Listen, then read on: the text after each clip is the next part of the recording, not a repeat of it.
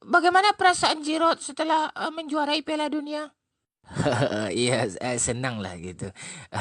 Iya, saya beruntung aja gitu kan. Segan saya sama pemain lain juga kan. Kayak Messi terutama kan. Saya aja nggak ada mencetak gol satu pun semenjak ajang ini bergulir gitu.